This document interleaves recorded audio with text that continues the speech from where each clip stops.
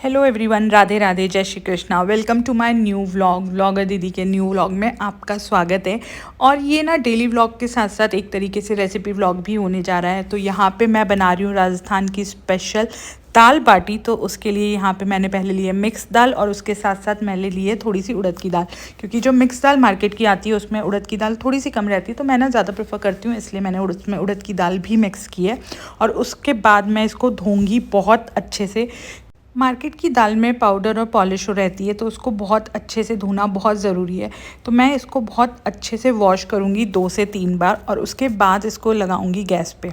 Gas पे लगाने के साथ साथ मैं इसमें डालूंगी सारे खड़े गरम मसाले, जो कि मैं इस डिब्बी में डालती हूँ, क्योंकि मेरे हस्बैंड को क्या है, अगर मुंह में आते हैं तो अच्छे नहीं लगते। तो इसमें मैंने डाली है बड़ी इलायची, उसके साथ साथ मैंने उसमें डाली है स्टार जो आता है वो, और उसके बाद मैं इसमें डालूंगी दालचीनी और उसके साथ साथ लौंग और काली मिर्ची।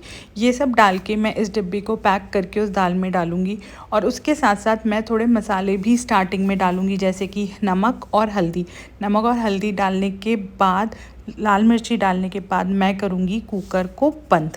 यहाँ पे मसाले और खड़े मसाले की डिब्बी डालने से पहले मैं दाल का जो ऊपर का झाग होता है वो हमेशा लेती हूँ। तो मैं इसमें भी अभी अपने दाल में से ऊपर का जो ये आ रहा है कचरा टाइप, वो मैं ले रही हूँ, क्योंकि इससे ना दाल का स्वाद हमेशा बढ़ता है। जब कभी भी हम कोई भी दाल बनाते हैं तो कोशिश करें कि आप भी जो है ये ऊपर का झाग लें और उसके बाद आप टेस्ट करें, तो आपको पता लगेगा कि टेस्ट में ना डिफरेंस आता है। तो यहाँ पे देखिए, मैंने नमक, हल्दी और साबुत मिर्ची और मसाला डाल के कुकर को बंद कर दिया।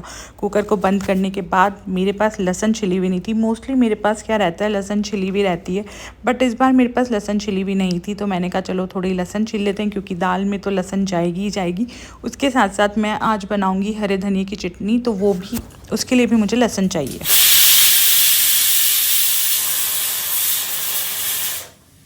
जब तक दाल में सीटी आ रही है, मैं यहाँ पे प्याज छील रही हूँ, क्योंकि मुझे मसाले की तैयारी करनी है। और दाल में हमको सीटी लेनी है 4।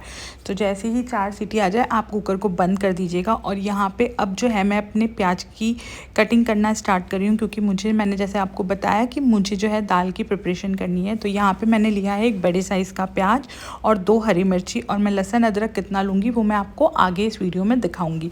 तो यहाँ पर हो रही है मेरी चॉपिंग। जैसे अभी मैंने प्याज काट लिया और अब इसके बाद मैं काटूंगी हरी मिर्ची। आपके यहाँ दाल बाटी के साथ कौन सी दाल खाई जाती है, मुझे ज़रूर से बताइएगा कमेंट करके। एमपी में तो तुअर की दाल खाई जाती है, लेकिन हमारे राजस्थान में उड़द की दाल खाई जाती है। और ये देखिए, ये मैंने 2 बड़े अदरक के टुकड़े लिए हैं और 8 से 10 कलियाँ मैंने लहसुन की बड़ी बड़ी लिए। मैंने ज़्यादा टुकड़े इसलिए लिए हैं क्योंकि मैं ना इसी में से थोड़ा सा चटनी के लिए भी निकाल लूँगी। तो यहाँ पर मैं इसलिए इनको अच्छे से कूटूँगी, क्योंकि दाल में मैं कूट के लेती हूँ।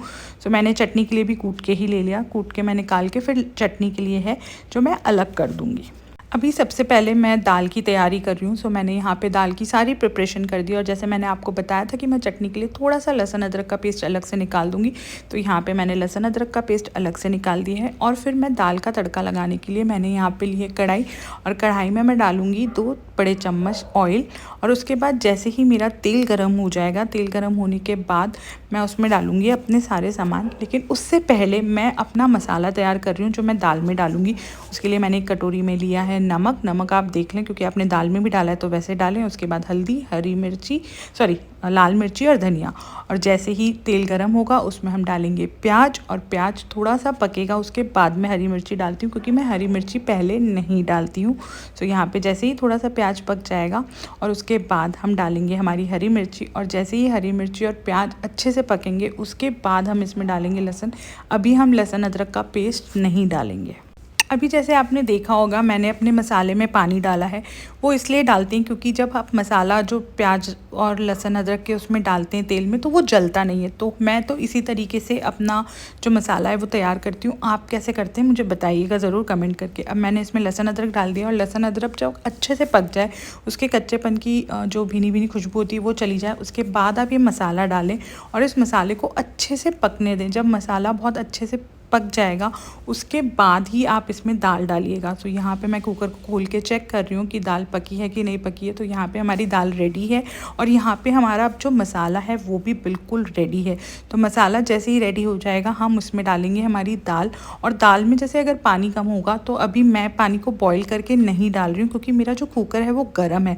अगर आपका कुकर ठंडा हो गया हो बहुत ज़्यादा तो इसमें थोड़ा सा पानी को गर्म करके फिर दाल में मिक्स करें, जिससे उसका स्वाद नहीं ख़राब होगा। और जैसे ही दाल में उबाल आएगा उससे पहले मैंने कहा चलो आटा लगा देती हूँ बाटी का। तो यहाँ पे मैं ले रही हूँ बाटी के लिए आटा, और बाटी के लिए आटा लेने में हम बाटी के आटे में डालेंगे थोड़ा सा जीरा और उसके साथ साथ नमक स्वाद अनुसार। आप जैसा नमक खाते हैं वैसा आप नमक लीजिएगा। और उसके बाद हम इस आटे को गूँध देंगे। लेकिन मेरे से बीच में हो गई एक गड़बड़, एक इम्पॉर्टेंट इंग्रेडिएंट मैं भूल गई। अगर आपको याद आ रहा है तो आप मुझे कमेंट करके बताइएगा वीडियो ख़त्म होने से पहले। सो इंग्रेडिएंट जो मैं भूली थी वो था घी, क्योंकि बाटी में मोइन की बहुत ज़रूरत होती है। तो मैं एक इम्पॉर्टेंट इंग्रेडिएंट भूल गई थी, लेकिन लकीली मुझे बीच में याद आ गया था। तो मैंने इसमें ऐड किया है घी। और घी को ऐड करने के बाद अब मैं इस बाटी का कट्ठा सा आटा लगा लूँगी। हमको टाइट ही आटा लगाना है, ज़्यादा सॉफ्ट नहीं लगाना है। और यहाँ पे मैंने बाटी कुकर को प्री हीट होने के लिए रख दिया है और मेरा आटा भी रेडी है। तो अब मैं बनाऊँगी इसकी छोटी छोटी बाटियाँ।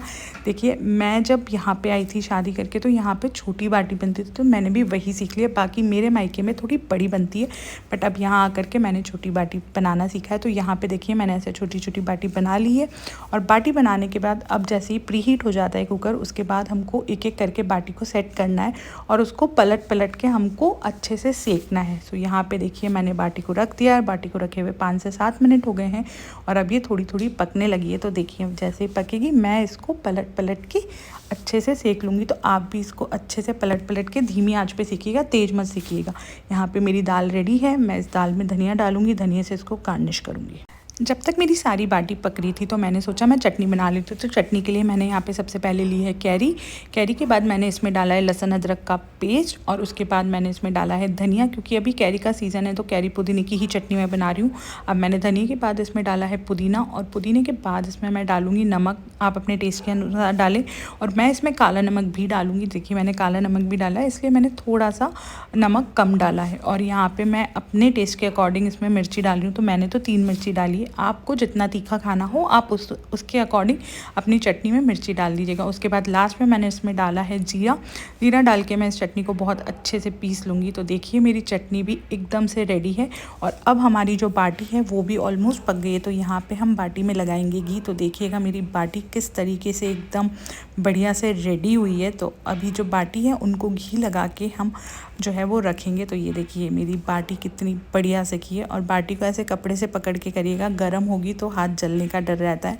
तो मैं तो कपड़े से ही पकड़ के चम्मच से उसमें घी लगाती हूँ, क्योंकि मेरा वो हाथ इतना स्ट्रॉन्ग नहीं है कि मैं उसको हाथ से डायरेक्ट करूँ। तो मैं तो चम्मच से लगाती हूँ। तो यहाँ पे देखिए बाटी कितनी सुंदर दिख रही है मेरी, और बाटी बहुत अच्छी भी बनी थी।